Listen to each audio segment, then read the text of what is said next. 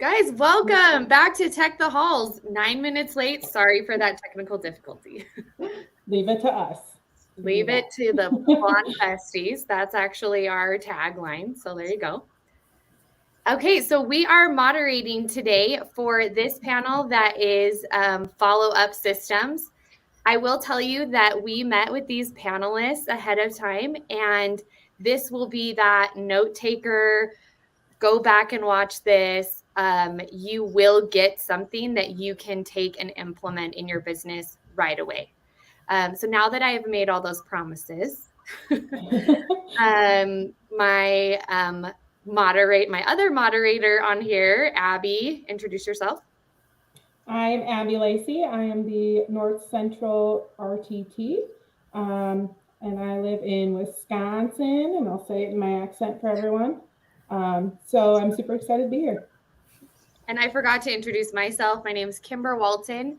I am based out of the state of Utah, and I work for 3 market centers in Salt Lake County, which is the largest populated county in the state. And I love our offices. I love, obviously, the KW culture, and we are good examples of that here. And then I wanted to take a minute and have each of our panelists introduce them, what they do, what their specialties are, and the areas they serve. So we'll start with Stacy. Hey guys, I am from Charlotte, North Carolina. We have a team out here. I'm the rainmaker. We will close a little over 300 units, 180 million in volume, and we've been with KW since 2011. Amazing. And Brady Sandall. Hello, everyone. My name is Brady Sandall. I represent a team of 16 in Palm Springs, California, which is about 2 hours east of Los Angeles. We're the home of over 120 golf courses and a 45-minute drive. I also serve as Director of Growth for Keller Williams Luxury, helping individuals like you learn how to sell luxury, and for those of you who sell it, how to sell more of it. Happy to be here. Amazing. And last but not least, the Zimmers. Please introduce yourself. Yeah, we are Trent and Carissa Zimmer. I'm a solo agent made possible by my amazing Director of Operations, Carissa. She has us very well organized, as you will learn in this conversation. And we do about 30 million, just over 30 million a year. We're in the Twin Cities, so Minneapolis, St. Paul, and surrounding areas. We pretty much have half the state. And that's probably about it. We've been with Keller Williams since 2018. And that's really all I got to know about me. Okay, well, welcome to the panel. And these 3 or 4, I should say, are great examples of follow-up systems that have helped them build the businesses that they just talked about. So we'll just dive right in. Awesome. Absolutely. I'll take our first question for the panel. Whoever wants to fire away and answer, please do. But how are each of you intentional about capturing more business through your follow-up systems?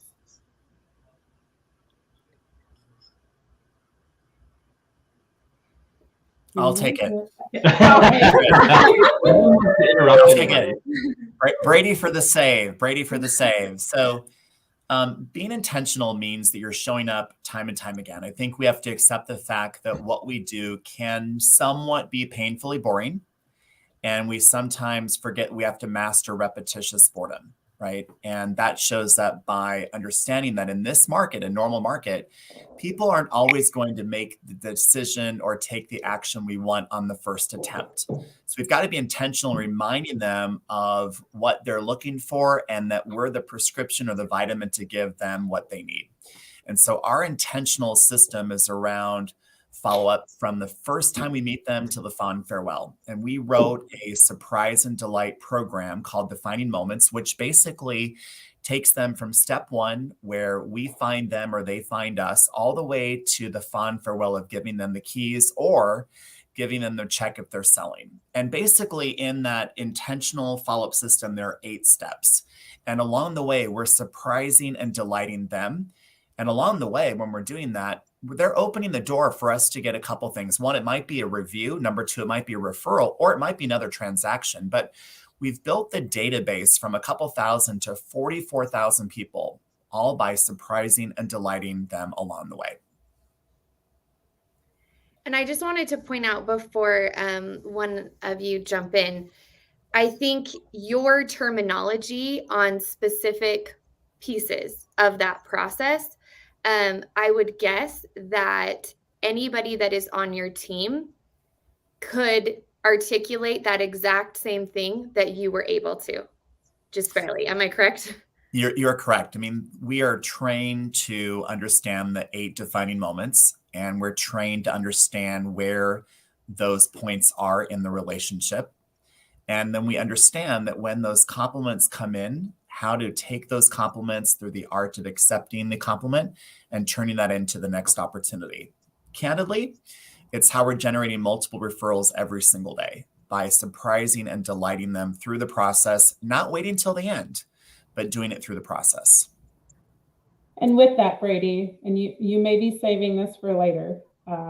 You've shared with us, Kimber and I, that you've grown your database quite a bit in the last few years. Is this the way you're doing that? And how quickly and largely have you grown that database with your team?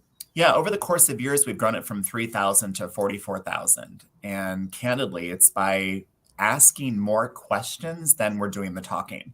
So when we look at technology and we look at human interaction, we can sometimes get real clinical and real tactical. Remember, technology is there to support the human interaction. It's not there to replace it. So by asking questions like, who do you know versus do you know anyone? Well, when you ask the question, who do you know? Those are faces behind that question.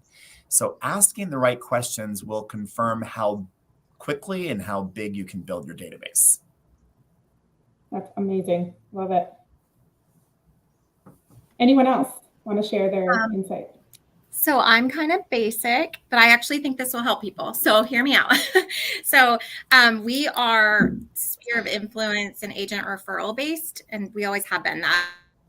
So we call ourselves organically grown, which means those relationships are everything to us. So we built by doing 20 contacts a day, which is great. And then there comes a point where how are you tracking that?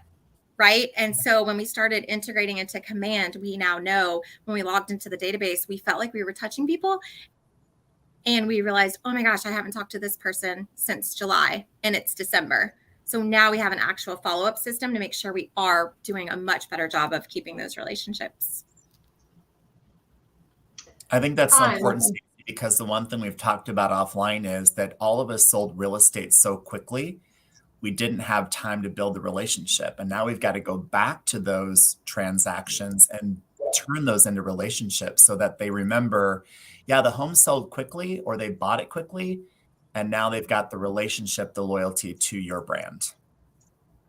Totally. Yeah, we were so reactive for so long, right, Brady? Everything was reaction. It was just coming at you. And now you have to be proactive. Yeah. And really cultivate. Jason Abrams gave the quote on the growth call this week that so many of us were rain barrels and not rain makers, right? And now we've got to be a rain maker out there making things rain. So by the way, it's going to be 63 degrees in Palm Springs, blue sky today. So if you have snow, you should jump on an airplane and come visit. Ooh. We might Hi, no, what I was is Trent and I had a recent conversation. We stayed at a hotel that was texting us throughout our stay, asking what could they do to make our stay better? Is there something that they could provide? Do we need anything in our rooms specifically? Do we need clean sheets? Whatever. And it struck up an idea in creating a smart plan for anyone who is active within our pipeline. And then also another smart plan with anyone who is currently transacting. They're in the middle of a transaction. And it's essentially a Twilio text message that gets sent to these people, and it's checking in on them. Like Brady said, asking open-ended questions. How are you doing this week? Is there anything we can do to help make your experience with Zold better? Or just very simple, generic, open-ended questions. But the point is it's automated. It's continually to reach out to our people who are in our pipeline And it's not necessarily us, right? We already have a separate text message group that we're talking with them one-on-one, but this could give them the opportunity to reach out about something else that they may not want to bring up in that specific chat. And we're just showing up, like Brady said, it's boring repetition. We're constantly just showing up, and we're showing up in different ways to hopefully help fill that void. And it's a great way to ask for a referral without asking it directly through our text message group, right? Who else can we help create this experience of home ownership with, if it's a first-time home buyer, or if it's someone else that's in a different point in their life, asking them a specific question about it. So, oh, Stacy, were you going to say something? Oh, yeah, I love that. I'm learning too. So I'm really excited to be on here because I feel like there's so many different features we can use. So when you use that text, who does it go to when they respond? So we have smart plans running right now that are similar to that, but that idea came this year at our goal setting retreat and actually what inspired it was the hotel that we stayed at was sending us texts as we were staying there. And I'm a hotel guy. That's my true passion. Before real estate, I was at Four Seasons Hotel. And so I always try and relate my real estate experience that I'm giving to our clients. How do I carry over everything I learned from Four Seasons and the standards that they have and make that the standard for my real estate business as well? And I'm sure if you've ever stayed at a nice hotel, right, when you check in, you get to your room, you kick your feet back, and all of a sudden your phone buzzes and it's like, Mr. Zimmer, welcome to the hotel. What can we bring? And it's like, sweet, that's amazing. And so that's what inspired that. We haven't set it up yet, though. I'm going to build it. And then when you want to steal it from me, it will be in Smart Plans library. So to answer your specific question, Stacy, you would actually have to tag each contact that's part of that transaction with whatever it is. So it's going to be active buyer, active seller, and then like buyer under contract, seller under contract. And then that will stimulate the Smart Plan to operate. And then once they change over from active to under contract, you would just exit that out and start the under contract one. So it's pretty simple. So on your checklist for your administrative assistant, in the stage, it will say, add that tag to the contact. So make sure that's on there so that they have an action item to make that Smart Plan run. And to clarify, that's an automatic trigger then for the Smart Plan. Exactly. These are the cool little things that I think sometimes people don't even know the command does. Yeah. There's some Smart Plans that are so fun. They're so fun to build. And it's so simple from an operations standpoint is to just add one tag. That's all I have to do. And it starts a really cool system. So I think Carissa helped me really lead into the next question. And this was a question that as soon as I saw who the panelists were, I thought, this is the question that I want to know. And Carissa really explained powerful automation, right? Because you guys have a large business. I did a heavy amount of social media stalking. You have a small family. You guys have a lot going on. And so automation is extremely important. And how do you keep that personalization? Like, how do I still feel like I am the most important person in Brady's database, in Stacy's database? So I'm going to start with Brady on that question. How do you have an automated follow-up system or systems, but keep the personalization, keep true to the brand? Yeah, I think number one is that the technology should be an extension of your brand. What they see in terms of the words and what they see in terms of the graphics should be an extension of your brand. And if they like what they see on that technology Smart Plan, then they're going to listen to what you have to say if in fact you're doing something with audio. And ultimately what you're doing is you're building a feeling of brand connectivity, right? You want the technology Smart Plan, the technology message, the technology follow-up to be an extension of your brand. And so go back to what became your brand from day one. What was it that built your business? And then make sure that that is continued through your technology. Yes. I love that you said that, Brady. I told Trent the other day, because we're doing a lot of online shopping right now, or at least I am. I assume many of you are. And if I order something from, let's say, Target, and I receive an email from a vendor that actually supplies the product to Target about my order confirmation, I'm going to be really confused, right? I thought I ordered this item from Target. Why am I receiving this email from another company I've never heard of? It's the same thing with our real estate business. I know a lot of agents out there are using third-party services to help transact more real estate or help assist on the operation side of things. What does that look like? It should be an extension of you and your brand. Are those people showing up under Brady's brand and it's just an extension of him? Or are they showing up whatever their third-party company is called and showing up as themselves, confusing the consumer? Because I thought I purchased a home from Brady, and who is this Palm Springs transaction coordination person that has a completely different logo and completely different brand colors? I'm so confused. And so we put leverage in place to help enhance us and look better. If they start to replace us and look like themselves, it confuses the consumer. And so we talked a lot about that, is like, how does from start to finish it look from a consumer's perspective? And are we showing up the way we want to show up throughout the entire course of the transaction? And so that example, that text message, or those text messages that you said you sent, what's the sign off on that? Is it thanks, the Zimmers? Like, you know what I mean? Like, what is the personalization? Just to give us an example. Yeah, totally. Yeah. I'm trying to think back to probably our post close would be the best smart plans to talk about. If you know what it looks like. I'm just kidding. Yeah, I actually did build like. those. Most of what happens in command, that's her territory, and she is the expert in there. I'm the one who runs around and transacts real estate, and that's how everyone else should be too that's in sales. Don't spend your time in command. They're open-ended. We're trying to create conversation. We want to get people to respond, but actually what I really love the most about the smart plans is it introduces our Twilio number to these people while they're in transaction rather than after, because they're way more likely to reply stop if you're trying to reach out to them when they no longer need your service. But if you introduce that number to them while they're in the process, because our first message that we send out says, this is our Zold hotline. If you guys need anything, this number's available. By the way, it takes off the text messages that are hitting you while you're at the dinner table with your kids too.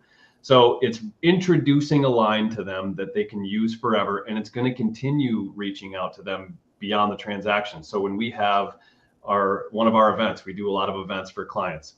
We send out the invites via that text message, so it comes from that phone number. Mm-hmm. If someone doesn't know that number already, they may think it's spam, but we have an opportunity to go, hey, this is a safe line, and here's what we're using it for. But the way that we end those are open-ended. Like Brady said, the key is open-ended questions. Good questions will keep people engaged. Yeah, and I think so on the very bottom of it, it always says Trent and Carissa Zimmer with our personal cell phone and our email address so that they can click it and quickly send an email or call us. Similar to a hotel, they'll put the front desk number. If you need if you have any further questions, please call the front desk, and there's like a little button that they can click. So that's really helpful. That is not to be understated. That little section so that you're doing repetitiously is everything. And I would just add one little thing. A lot of you use some type of a digital business card, Blink or any of those. Just go in and put your Twilio number as your work phone number.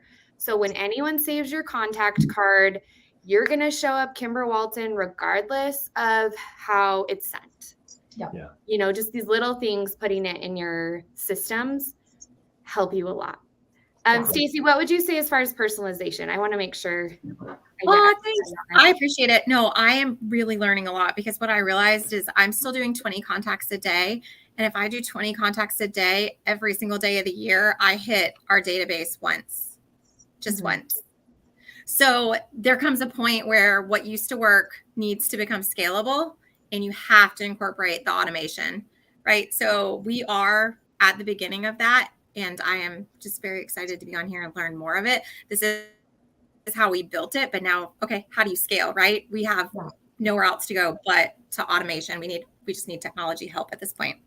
So Kimber, when you talk about number of times you touch them in a given year, I revert back to our avatar. We've created an avatar, like our ideal client, and have used tags to describe that avatar. And then when I'm going in to plan for the next year, I'm making sure that I'm touching each tag that avatar is given. I'm making sure I'm touching them at least once a month with something. So if they have young children, I'm sending out an email, a text message, posting in our Zold Inner Circle Facebook group about that specific community event to make sure that I'm touching that specific tag that avatar has. Because at the end of the day, we just want to do people, we want to transact real estate with the people we want to transact real estate with. So that will hopefully inch us closer to just having an entire database of people that are our ideal client. It helps you build content too, right? If you're trying to think of like something to go live and talk about on Instagram, just ask yourself, would my avatar want to listen to this? Because if they don't, if you're like, well, why would I talk about that? My ideal client has no interest in that. Then that tells you not to do it. Yeah. One of the best things we can all do is to do exactly what Trent said, is that we can anticipate what every consumer wants next. And when you anticipate what next, you can build a story around that. And when you're dealing with them on a transactional basis, we can anticipate what they need next. And by anticipating that message and letting them know that we've basically given to them what they need before they realize they need it, well, it's a major award. Yeah. We'll just put it that way. Totally. Love that. Where's the leg lamp? That is, Brady, that just reminds me of something we've done throughout during the transaction is we've created a landing page, and it's a video of Trent and I explaining every step in the process so that our buyers and sellers can use that as a resource to help guide them through the transaction. And we've gotten great feedback from it because I've gotten the same question a million times over and over and over. I now know what that client is expecting once we're through the inspection period or appraisal or whatever.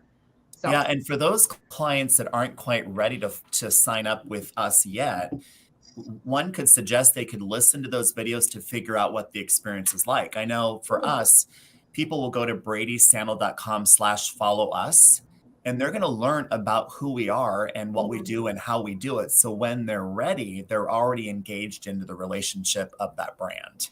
And so that right there allows those videos to say, listen, what is it like to work with them? Well, they can watch that and say, they're the ones I want to help me get to where I want to go next. Totally. Awesome. Loved all those answers. Yeah, I know. And they're just flowing so seamlessly that I'm like looking through some of the things we're going to By the way, you could create smart plans that link your videos. So we do that. You could drop your links to your videos along the way during the transaction into your Twilio smart plan. It's some cool stuff. I think Chris brought up a really good point, and that is that when we look at successful brands like Four Seasons, Nordstrom, the Ritz-Carlton, Tesla, Mercedes-Benz, there's always one look and one logo, right? There's one feeling. So we want to make sure we don't confuse the client by doing all these really things. At the end of the day, what we do is highly repetitive. Same thing over and over and over again with different people. The system, the video, the technology can help us help them learn the process to make it as smooth as possible. Awesome. So we definitely went through a lot of some of the stuff I was going to bring up next. There was a question for you in the chat or the comments, Carissa. Do you have any sort of YouTube videos or channels of any kind that you are like documenting your operational journey on there? We were just talking about this. We have gotten so many emails about the process that she's built. So I think what we'll do is we'll start to put some stuff in the Command Your Conversion group. Maybe Carissa can do some looms or screen recordings or something and help everybody, because she gets emails all day about that. Yeah, absolutely. I don't want to speak for you, but I just be careful being good at things around here. Yeah. She's even better than you think. I get really I'm a brand snob, and I shop like Nordstrom. I shop at Nordstrom because I know they'll take care of me. So if they have the North Face jacket, instead of ordering direct from North Face, I'm going to order from Nordstrom, because if there's ever a problem, I know Nordstrom will take care of me. I don't know that about North Face yet. So I want to create that same experience for our clients, knowing that whatever happens in their world, they know that they will be taken care of by Trent and Carissa. And we have created a community that we have like our separate Facebook group with all of our Zold Inner Circle people. And they communicate with each other now. They're like, hey, I need a travel agent. Who do you know that's a great travel agent? And then I'm tagging, actually, there is someone in here that's a phenomenal travel agent, and they will be able to assist you in bringing your gymnastics team to North Carolina. So it's just been so cool and so rewarding for me because I'm seeing some of our ideas. He has all the ideas and the creativity. I just need to execute them. But when you see it work, it's such a great feeling. So long story short. Success leaves clues. These large brands that have built huge businesses, global businesses, and they create a certain experience, great models, right? Yep. It's not just in our industry that we can look for those. One question that I had that was burning because I know that it sounds like your follow-up systems are all very dialed. Yes, there's always something we can learn and tweak. I have looked at us specifically in the last, we don't even need to say 60 days. Let's just say 90 days. The market has been different, right? And so I guess your follow-up systems, what is maybe one thing that you're doing differently right now that you went into, talk to Trent, went in and talked to Chris, and he's like, oh no, we got to start doing this because of what's going on in the market. Anything recent? And we'll just, whoever has a thought that comes to mind as far as that you've done something recently to change. Yeah, I think the biggest change for us, Kimber, is we moved away from being the headline to asking what the headline should be. So we went away from like telling to using one question. What question can we answer about the real estate market? That's our tagline. And so that invites them in to let us know what they think they need to talk about. Some of those have the perception the market's strong, others that it's weak, other that it's flat, it's normal. So when you ask the question, take the temperature. We don't have to think of a lot of content. We just have to think of different ways to reach them. And by asking them the question, they're going to self-select in. They're going to tell you what they need to know. And then you can be the source of that data. I love that. Stacy, did you? Yeah, we are searching for buyers and sellers, right? Whereas the last 2 years, we didn't have to. We kind of got lazy. I mean, I know for us, we did, right? So half of our team doesn't know how to lead generate because they didn't have to. So we had to go back to the basics, pick up the phone, start calling people, really updating the database on where people are at in their life, their home search, if they have any, big things coming up, weddings, babies, things like that, and just really, really dive into those relationships that we haven't had to do for 2 years. And we missed a lot by being so fast paced. So I'm actually really grateful for this shift, right? To look at what we were missing, not only with our systems and our team members, but also our client relationships. That's really good insight. Yeah, what you've said, Stacy, is you've shifted from having a really strong lead conversion system to now having to have a really strong lead generation system, right? So that's your shift. I think we all can see that. We've seen a really great opportunity to be the expert and to provide the value of what's going on, and I'm having a lot of fun with that. In fact, it's creating a lot of engagement because I think the story that I'm sharing on social media is a lot different than what people are getting from the headlines. And so that makes people ask questions, and I'm having a lot of fun. We're getting a ton of investors under contract. We just got one 19% under asking price, another one 11% under asking price. And I'm sharing these stories on social, and people are going, what? This is crazy. How can I play that game? And so I'll never forget, I heard a great story from a agent friend of mine. The last time the market had a major shift, somebody came up and asked him how the market was. And he said, it's amazing. Why do you ask? And he's like, well, that agent friend over there said it's not very good. And so this guy who he shared this story with walks into a bar. This is in Wisconsin, actually, Abby, in beautiful Osceola. and someone came, the conversation at the bar turned into, well, you guys should talk to Jared because his market, he said, is really good. It's the same market. That's perception. It's the same story being told two separate ways. And so what's your story, right? And I can't stress the importance of that enough. What story are you telling? Because your people are going to follow you.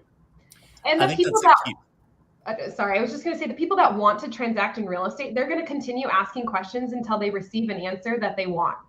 Like, if I want to go buy that jacket at Nordstrom, if it keeps popping up on my Instagram and then I see an influencer wearing it, and they're like, you should buy this jacket, it's the greatest jacket ever. Marketing I'm like, yep, okay. Guys are still on it.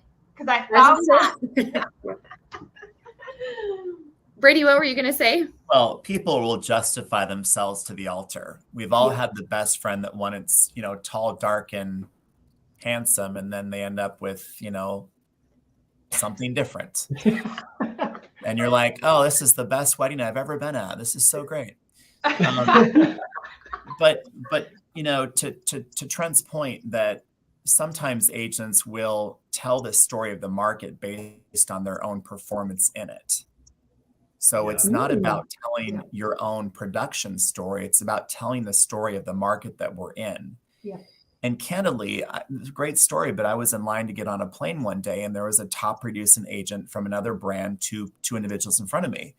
And the person between us asked the question of the person, hey, what's going on in the market? And she says, oh my God, it's just crazy. Like nothing's working. It's just crazy, crazy. Everything's crazy. And I just asked him, I said, hey, I'm just curious, why did you ask that? He's like, well, I've been trying to sell my home, but I guess it's crazy. I said, well, I'm not crazy. Tell me what you want us to sell and we'll go find the buyer. Well, we ended up selling that at 15 million. But the point is that when we start to recite the fear in our head, we start to push people away. And right now, people don't want to be pushed away. They want to be drawn in. Yeah. And the way you draw people in on your follow-up is just asking enough questions to invite them in to stay in that relationship. And I think that's what we're trying to deliver today is you've heard some basics: consistency, activity-based production, brand consistency. Don't overcomplicate the system. Remember, you don't have to have 16 steps, but imagine if you did the right follow-up system with 16 people, I bet you'll have an increase in production. Totally. And know your audience too. I see a lot of people sharing market updates and they're just stating the numbers, but there's no explanation. If I'm the consumer and I'm seeing that post, here's the, Twin Cities market update, and there's all these numbers. What the heck does that mean? Right. Like, what does 25 new listings mean? Here's the inventory, multifamily unit. And you're like, where's the opportunity? Where's the win? Like, I'm thinking about buying, but I don't know what that means. So really understanding our audience, like who are we speaking to and what do we need to say to them so that they understand the message we're trying to get across. So, okay, you guys are so great at answering these very poignant questions. Because there's some fear in the water. And I think the last headline, I purposely read them to see how quickly I can pivot on it. But the last one I read used the word free fall. That the market is in free fall. And that's where, as someone that is very familiar with even just the business side of our market centers that we run here locally, not a free fall, right? We're very, very smart about looking at what we're continuing, what we're not. But this is the opportunity where our follow-up systems, if they are not dialed, then it's just an opportunity for me to clean it up. It's just an opportunity to make sure that I'm reaching everybody in that 44,000 database, right? Because I was go and collecting the commission checks, and I didn't look up and maybe check that I have a good follow-up system for everybody that I've added in the last 5 years to continue to get referrals from, to receive more business from.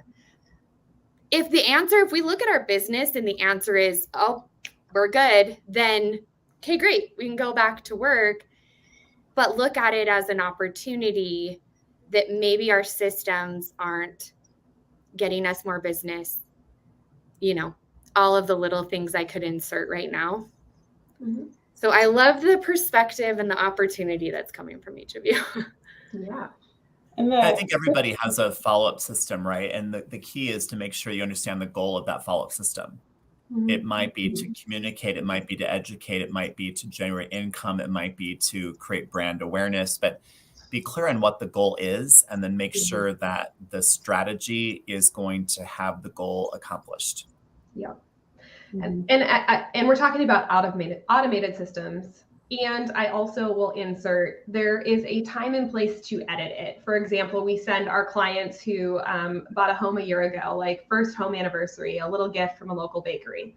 Well, we had one client last year who's gluten-free.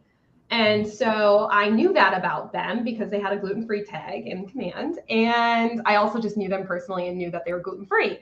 And so before we sent that with the personal message, I researched some gluten-free bakeries in the area that would send a package to them and made sure that her home anniversary gift was all gluten-free. So it's just, I think, the little touches of customization and taking it to the next level. We don't desire to be the Holiday Inn. We know that we're not the right fit for everybody because the person who's staying at Holiday Inn likely isn't looking if there's a Four Seasons in that city. And so we're not going to appeal to everyone, but if we're going to be the Four Seasons, let's make sure that we're delivering like the Four Seasons would. And we're picking up on the minor little details to make that client feel warm and fuzzy. Because what did she do? She was blown away by that, posted it on Instagram, reached out to us. It almost always leads to a conversation about real estate because they feel like they need to ask you about the market, ask you about real estate, and then sent us a referral. So yeah, it's just the little things. Yes, it's automated, and make sure you're managing it because there's also, when the COVID pandemic hit, we had to literally pivot and cancel a lot of our automated systems because it didn't make sense for the moment we were in. So it just goes to show that there's always a checkup and a pulse check that needs to take place with systems, whether they are referring to your transaction or your lead gen, whatever it might be. There's always needs to be a set, all right, let's check in and see what the trends look like. You know, why have my leads decreased in the last quarter? Oh, because I haven't done X, Y, and Z, a part of my system that I said I would. Or to your point, Carissa, COVID, like I didn't have 3 of the 5 events that I normally have. And so you're used to getting a handful of leads from that. So I think one of the biggest things is revisiting those systems. And like Kimber mentioned, being in the business side of a market center, being in the operational and agent services side, I constantly had to revisit the onboarding systems, the offboarding systems, the follow-up, because they just change so much and command changes. So it's just something we have to constantly be looking into. And it sounds like you guys have got that down. Yeah, when you live in the database, you can live in the relationship. Yeah. Right. And as you grow a team of 1 to 2 and 2 to 4 and 4 to 8, then you're all living in the database. You're all living in those relationships because of the database. So go ahead, Brady. No, please. I thought you were done. I was just going to go back to the tags is very important to us. And I think we need to reiterate how important it is because she just talked about it briefly. But one of the things that we said the last time we had a conversation like this, it was stop tagging your database with real estate only specific tags and start to think more personal, right? So if they have kids, if they're a Vikings fan or a Packers fan, if they run marathons, if they have if they love dogs or they love cats, because these are all opportunities to reach out to those people. So when you're stuck, because we've all been there, right? Where we're like, we got to talk to 20 people today. Oh, I don't know what to talk to them about. Yeah. Well, if you can find a way to go, hey, there's a new dog park opening. I'm going to reach out to everybody who's tagged with dog to go and check out this new dog park. You've just opened that line of communication up. And so start using tags for things outside of just like buyer or seller or investor or whatever real estate related tags you can think of. Absolutely. This is like breaking news at the bottom. It caught my attention. I know. I actually want to read this. Oh, that's cool. kwtechthehalls.com/relief. We are raising money. One of the regions that is hosting this is the South Florida region. And yeah, it's been crazy there this year. And specifically our very close friends, one of them, Brett, I think it just went really direct through his city, through his neighborhood. So yeah, this is awesome. This is a KW culture moment for sure. Mm-hmm. That's awesome. So I think we have 5 minutes ish. We're gonna end a little bit early. We got robbed of 10 minutes. So can even dog specific emails or newsletters? Yes, of course.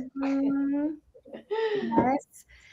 And I have heard of a lot of people, I think that are, yes.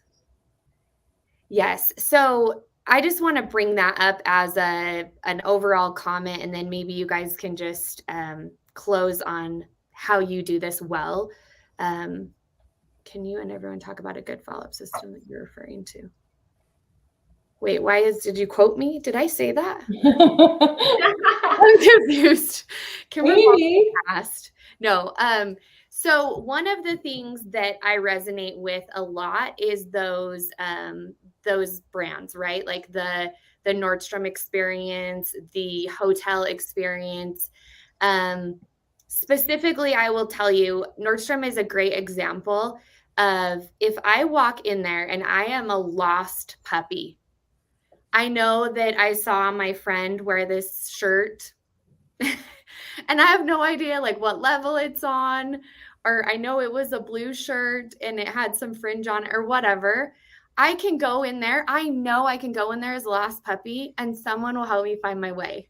Mm-hmm. And I just know that because that's the experience that they offer and that I receive every time, right? Mm-hmm. With some of these hotel brands, it is easy to do everything. It is easy to have a great time, a great experience, a great check-in, a great checkout, a great, hey, I forgot something, I need it. And so I guess a big overall question is your follow-up systems, obviously a big business generator, but what are you most proud of with your follow-up systems? And if it makes me get 40% more of business every year, then that is a great answer. But what are you most proud of? Our reviews. Oh, Brady. Yeah, our reviews. Okay. So we now have over 300 plus 5-star reviews on Google. And candidly, that's the digital social proof that future customers want to see. Quick story.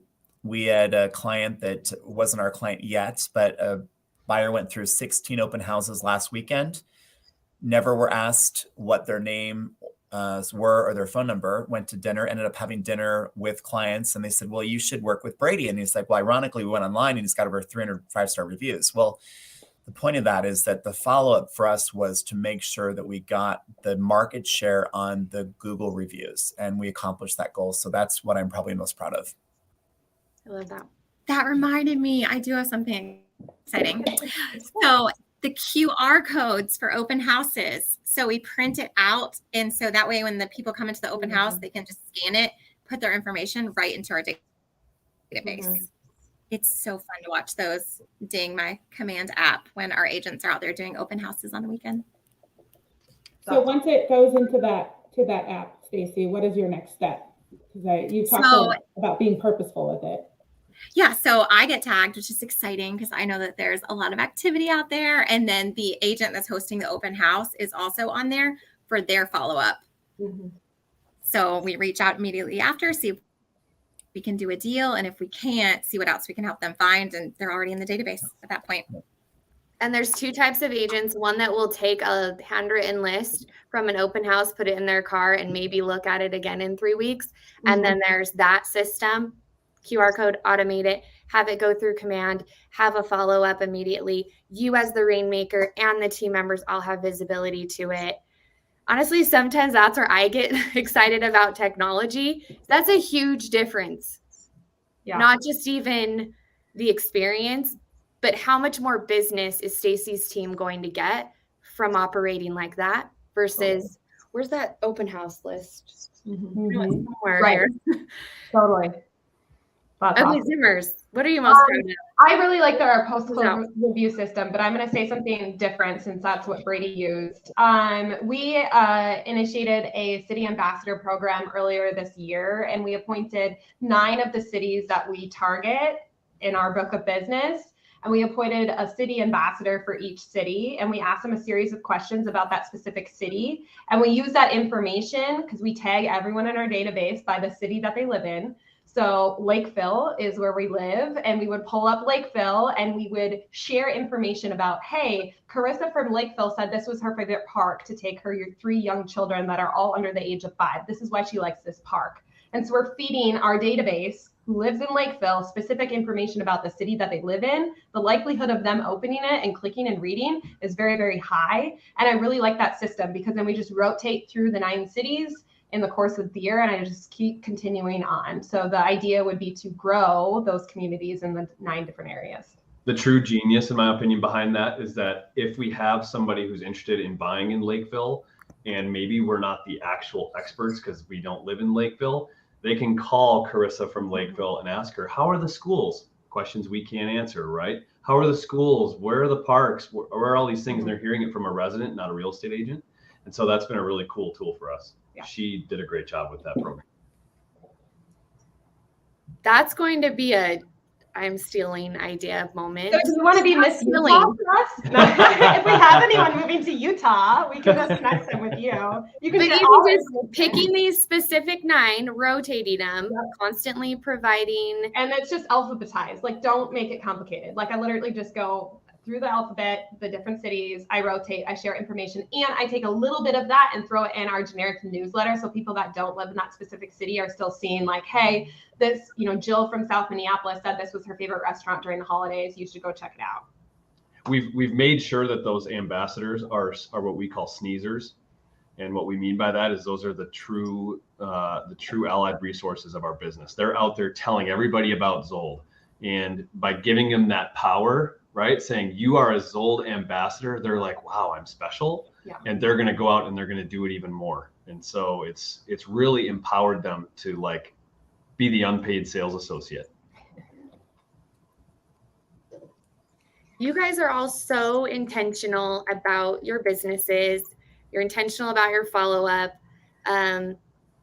All very big examples to me of how to just run an amazing real estate team that you're proud of, that it's so easy to refer you. It's so easy to refer people like this and brands like this business. So I think it's impossible for anyone not to have learned something or have something that they are going to either email one of you or obviously they'll get a resource of kind of the summary of this panel. But so grateful for your time. Of course. And thank Yeah, you. you guys are all amazing. Thank you, everybody. Thank Happy you. holidays. Thanks, y'all. Holidays.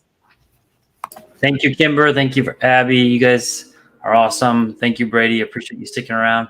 And Kimber, you got to run to the other room, but we're going to run some commercials. And if you didn't catch it during the session, we did have our phrase that went up. So hopefully you got that. We're going to have lots of giveaways during the session. And if you come back to the very final session, that's where the giveaways will be given out at. So those little phrases we're giving out, you're going to want to make sure you're catching each one of them because one of the main prizes is a free ticket to Family Union. So join us at the follow-up session. For now, let's watch some of our sponsors since they made this possible today. Hi there, Keller Williams family. My name is Brett Bishop. I am the founder of Realty Tech Guru, and I am proud and excited to be a sponsor for this year's Tech the Halls presented by the South Flexus Regions.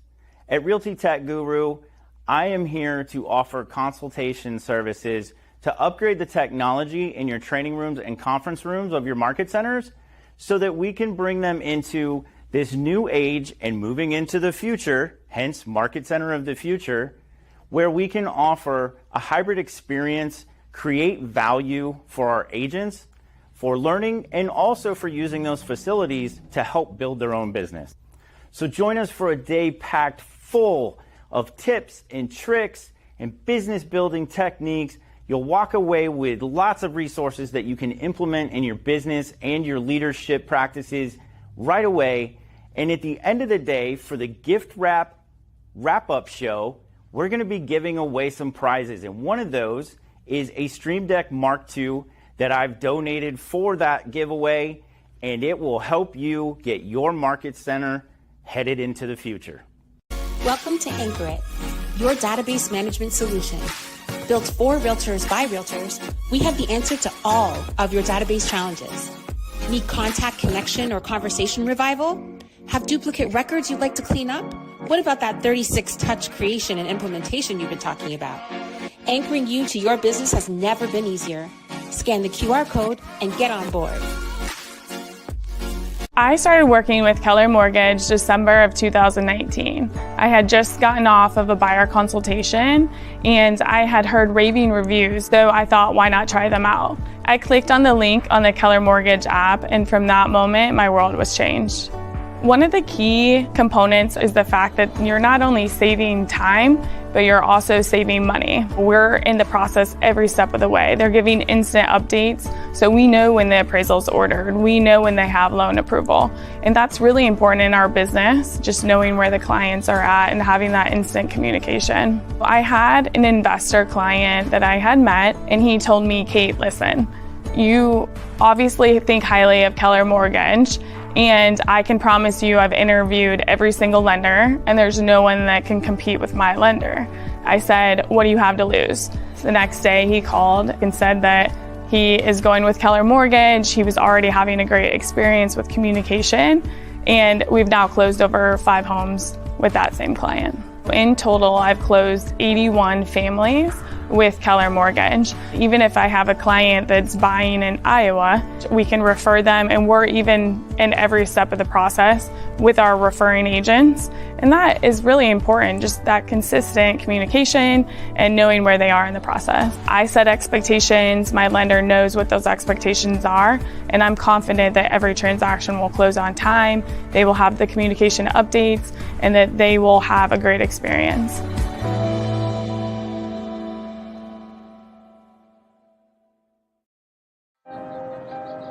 SD Tech is San Antonio's premier provider of managed IT services, handling everything from phone and internet service to online security. Hello? Oh, are you there? If you're experiencing service loss, then your business's reputation is on the line. Our mission is to get the job done right so your customers are never left waiting. We maximize uptime through quality equipment and installations that you can trust.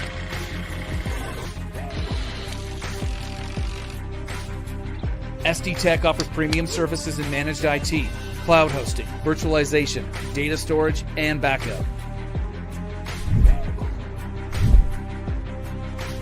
Using the latest VoIP phone systems, you can engage your clients through consistent IT solutions that never let you down. By remotely monitoring your systems, we ensure your IT services are always working. Helping fellow Texas businesses obtain better technology and tighter security is our goal. We focus on friendly, efficient customer service. How can I help you? Thank you. Have a great day. Awesome. Find out how SD Tech can help your business. Contact us today for a free analysis.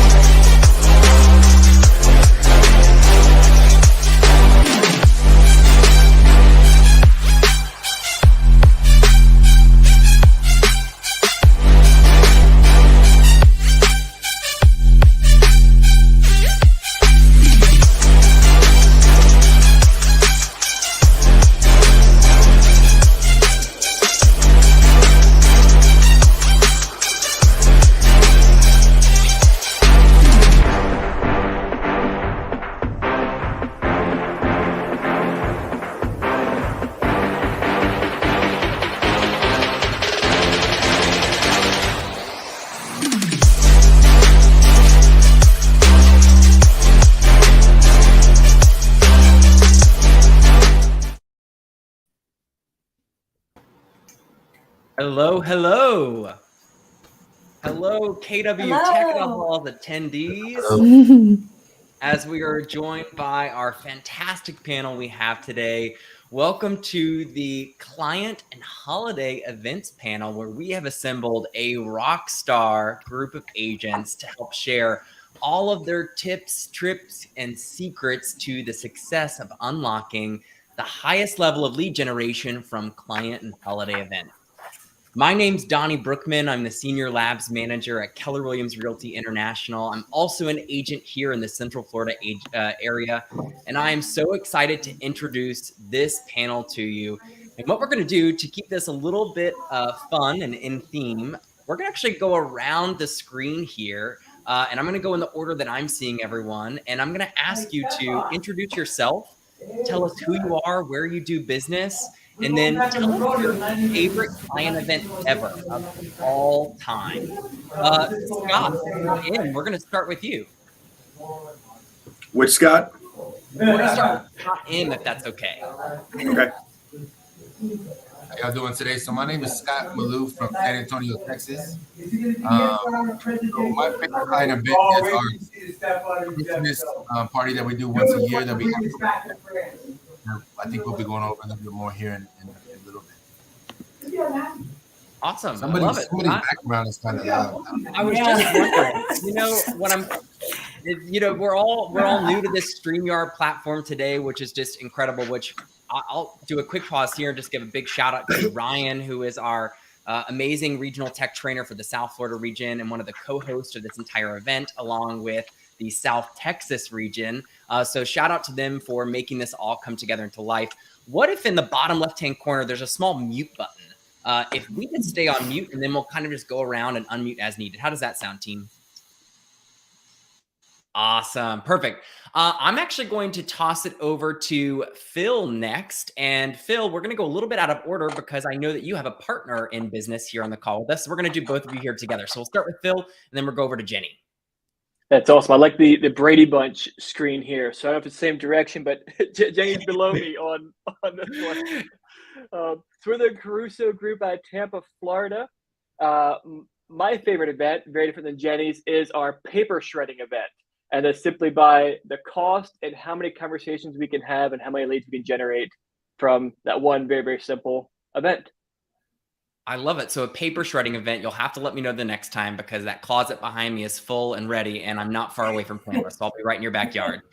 Jenny, and soon to be junk removal event as well. So we'll keep you posted for that.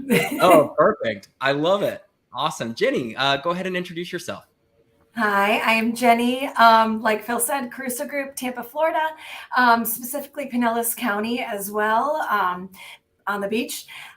My favorite event is very different from Phil's. It is our Holiday Photo Fest. It's a database-wide event and community-wide event that we're really excited to share about.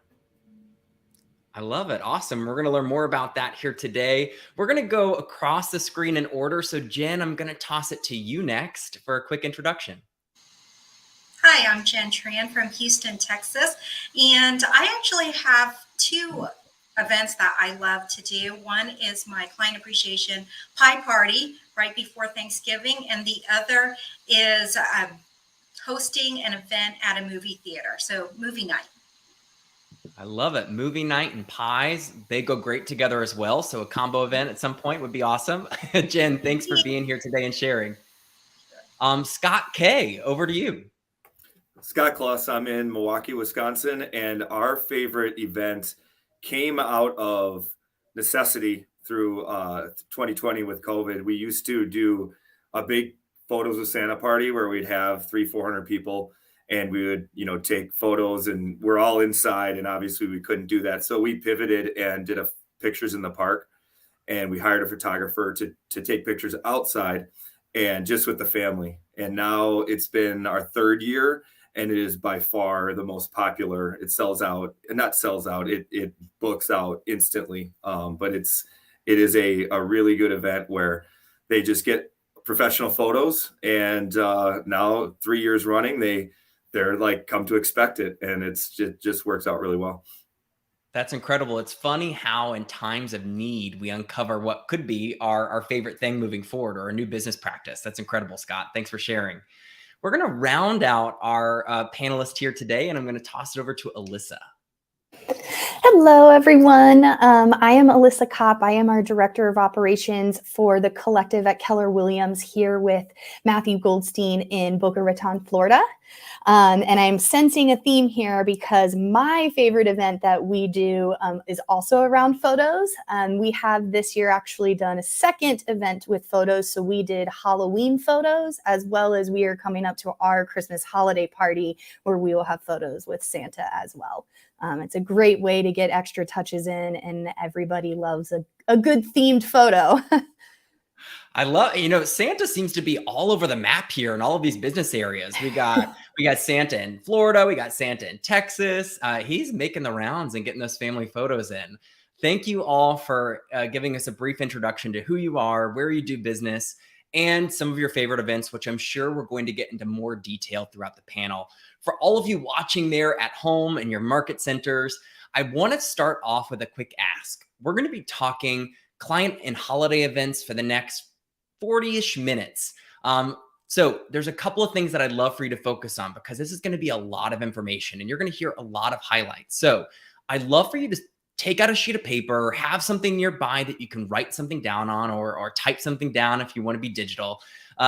Focus on one action item, one takeaway that you can implement or take that first step towards implementing within the next 72 hours. So we're putting a timestamp on it, the next 72 hours. Out of the next 40 minutes from this amazing panel here, I'd love for you to come away with at least one item that you're going to take the first step into implementing into your business in the next 72 hours. And that leads us to our very first question. And it's a great time of year as we're thinking about 2023. You've all just shared some of your favorite events with us, but I'm curious, how many of you have multiple events as part of your business plan for the year? Does anybody pre-plan out the number of events they're going to do? I'm going to toss it back up to Scott M. If you don't mind sharing a little bit about that process. What does that look like for your 2023 business plan? And now it comes the reverse of our muting game. And I love this. So we do community events as well as we do client events throughout the year. So we do quarterly dinners for our clients that we have closed for that quarter. And we have a videographer at that dinner where they're recording testimonials. So we have a green screen and a little booth on the side at the dinner. And that gets us Testimonial Tuesday. So that gives us content for every Tuesday that we're able to use throughout the year. So say you had 20 closings for that quarter or 12 closings for that quarter. Well, now you have 20 videos for the next 20 weeks that you can continue to put out every Tuesday. So that's something we do as far as a quarterly thing. We also do backpack giveaways. So when back to school, we do a huge backpack giveaway. We rent out a trampoline park and we give away 1,000 backpacks. If you look on YouTube, you can see the video of our last backpack giveaway that we did. It was a crazy event. We teamed up with Big Brothers Big Sisters. So everybody that is involved with them, they were able to come out as well as we do Single Mother Mondays with Maloof. So we showcase a single mom that is knocking out the park every other week, and we give them a care package. And in that care package, we have a gift card to the supermarket, a $100 gas card, a movie night, a trampoline night, as well as a massage card. And then we give them $1,000 cash. And then the day before Mother's Day, we do a Mother's Day brunch with all the single mothers that were nominated throughout the year. And we had the kids, they served the mothers that day to be able to give back. And then the Christmas party, which we're going to be talking about here in a little bit, that's where we do our big concert, and we average around 1,500 people at that event. That is incredible. So I just am sitting here thinking to myself, we've always heard this magic number, 36 touch, but I'm counting, and I was transparently, I was taking notes because I'm already taking away what might be one of my first action items that I'd love to implement in my business. You have at least 25 single moms that you spotlight a year. You do a quarterly dinner where you also are able to capture testimonials for all of the past clients. So anybody who closes in that quarter, and testimonials can be a challenge for us to be able to capture. So I love that you have that already set up. That MOFR is in there when you get that invite. Make offer for immediate response, MOFR. You do a backpack event once a year, a Mother's Day brunch once a year, and a Christmas party. Yes. It's way over the 36 touch number. And earlier today, I heard someone say that we get in this mindset around 36. 36 is just a number. It just represents how we need to be in a closer relationship with our contacts, with our sphere, with the people in our data bank. And you've blown that number out of the park. And I know that your production each year proves that. I love that. Anybody else have a part of their client event? I saw a couple of their hands raised. The number of client events that you have for the year. Why don't we do Phil or Jenny? Yeah, I'll start that, pass it to Jenny. So when we said events are part of who we are as a team, we started with the big events, right? The events that were controlled cost, come one, come all, invite everybody, make them real simple to plan. And as we've growing, then we're getting into target events. And so Jenny can go into who they are, what they are, and how we do them. Yeah. So we have 4 major events a year and counting, where we target our entire database and then some, the community, family and friends, posted on Facebook, the whole 9 yards. And those are fun and we love them, but we also have 8 to 12 micro events that we are running throughout the year. We have several agents on our team who have neighborhoods they farm. And so we do events in their neighborhoods and we copy and paste those events in each agent's neighborhood. We do like a pot of gold event where the kids in the neighborhood find gold coins and they turn the pot back and they get a prize. Really simple, low cost, but it's really fun for them. We've had the same idea with like an Easter egg hunt. We also do trunk or treats. So our community is really big on them.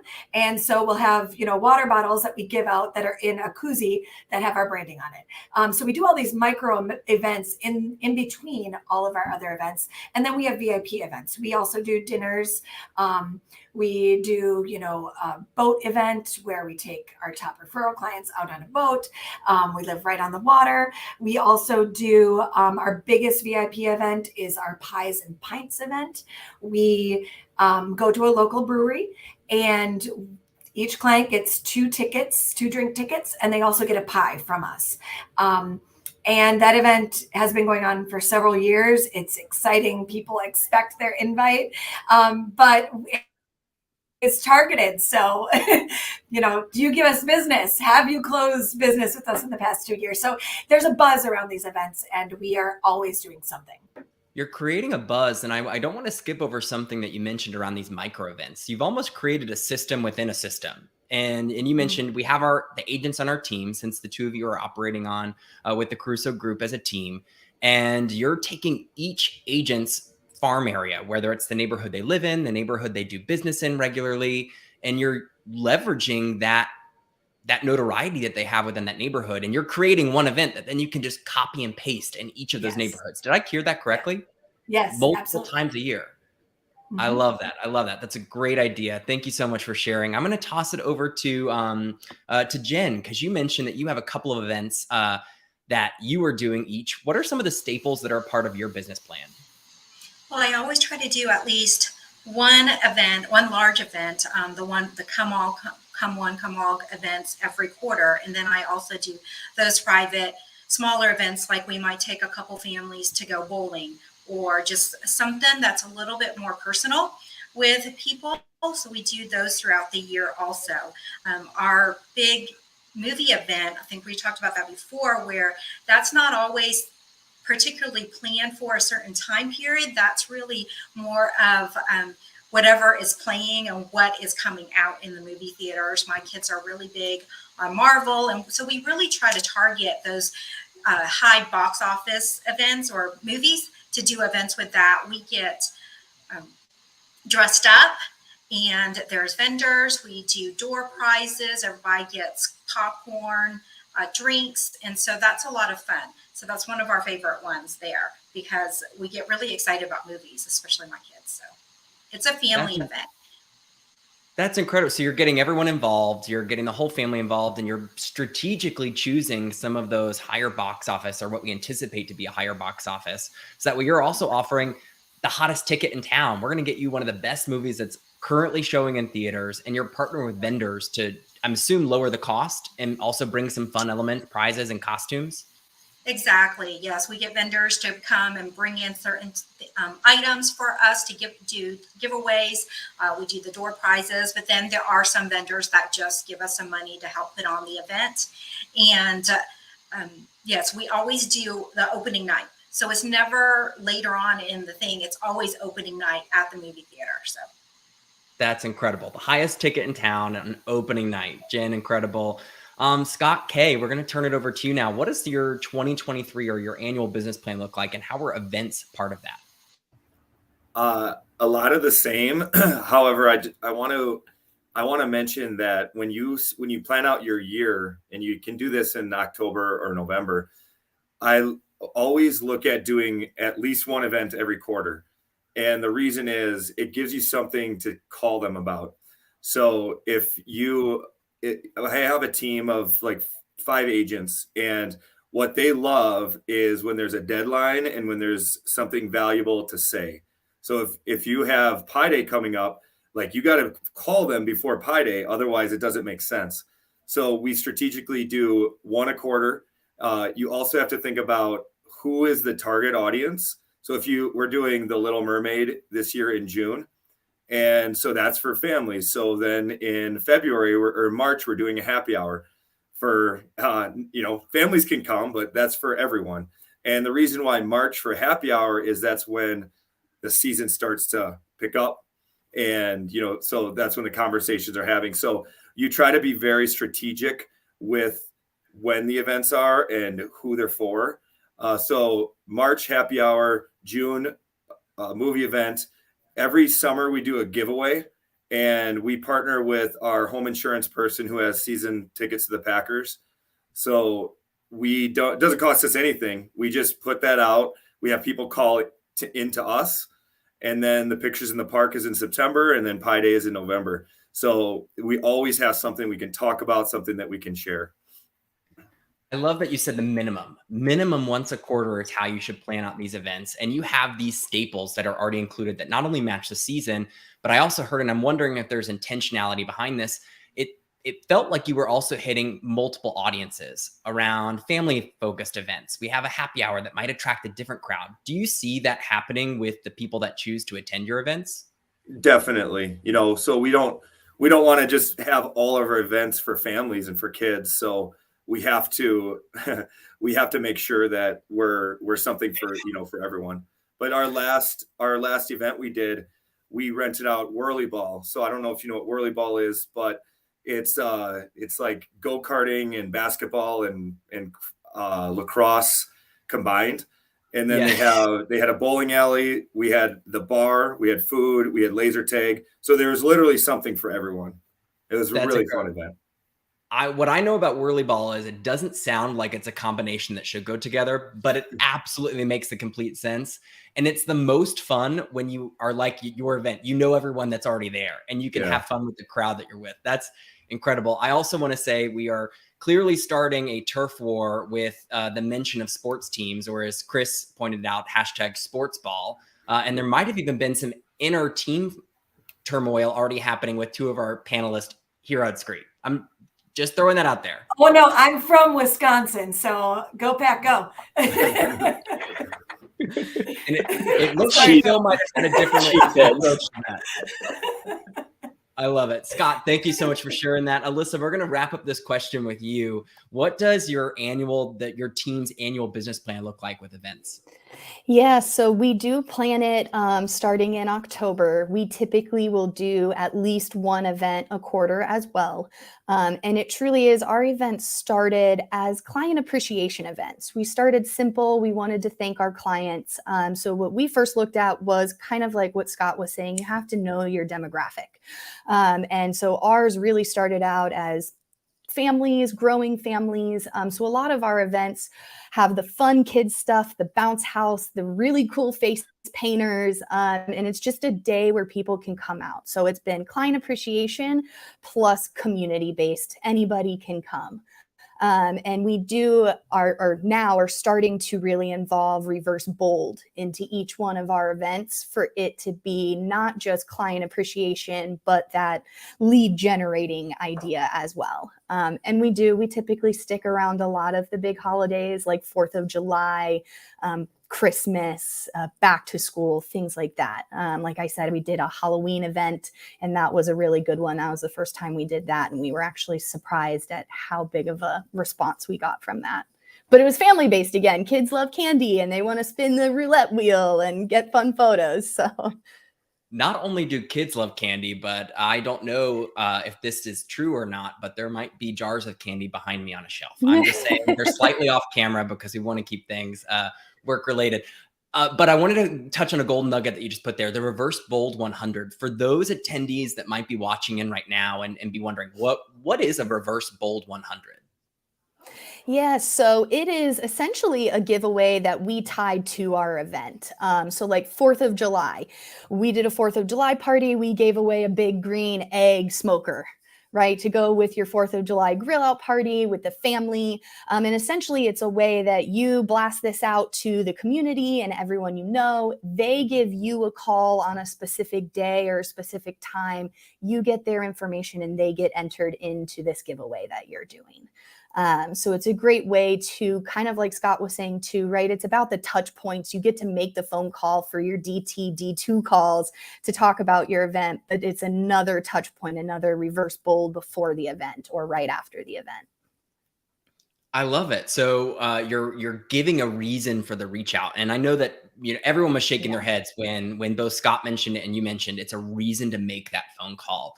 And I think we've all been. I know I personally, I'll be vulnerable and say, I've been in that moment where I've looked at the phone number. I see that I need to call them. We're at that 90-day mark. It's the 90-day quarterly call plan that I'm looking at. And I'm like, what am I going to talk about? And I love being able to have that easy button of, I know that my next event's right around the corner. If we have a minimum 4 client events, that quarterly phone call smart plan that happens through Command, if Command's your database, that's okay. But that quarterly call smart plan, it gives me the reason to go ahead and reach out. I want to move on to a little bit of like the details behind it. And I know I've got some operations brains here, so I know we're going to come up with something great. Thinking about what your database of choice is, if it's Command, that's great. If it's not, I know that there's a system. What does the actual invite process look like? Do you track RSVPs? Do you track who actually shows up? How do you measure the success of the event as you're planning and executing and then after the event? I'll just go ahead and take a physical hand raise for anybody who wants to jump into that question first. Jen, let's go for it. I saw your hand first. Okay. Well, I use tags in my database, so I tag everybody. So if they're going to be invited to the PI event, then they're all tagged as invited PI 2022, and that's the invitation invite. And then if they respond, then they get tagged as responded, yes or no, whatever their RSVP is. And then, so that way, whenever it comes around to reminding them about the event, then you just have to send an email to that group that's tagged. Again, once they come, you have another tag of the people who attended so that you know who to send the email about thanks for coming and the follow-up email too. So everything is diligently tagged along the way so you always know. And then that helps you with the following year when you're making your list of who to invite.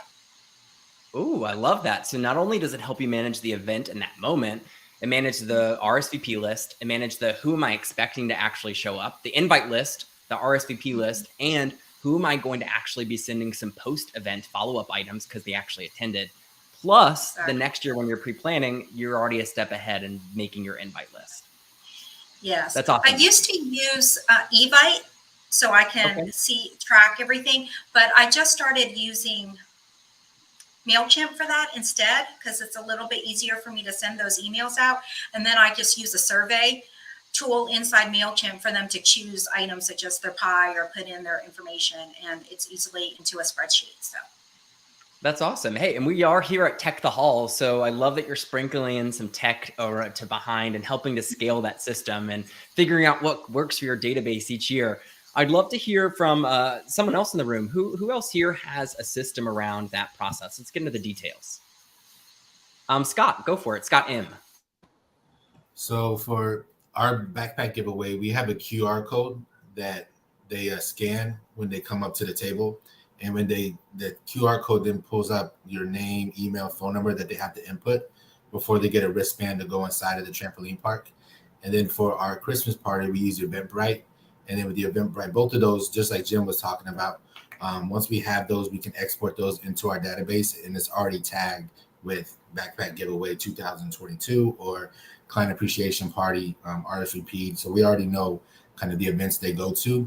And then kind of like what Scott and Alyssa were talking about as far as demographics, we know if, they came to the Backpack Kids giveaway, then when we're doing an Easter egg hunt and around Easter, that those are the same people that we're going to be sending those emails to. So you're using each list as well to compound and provide the list for the next event. So it's just continuously growing your data bank over time with each event.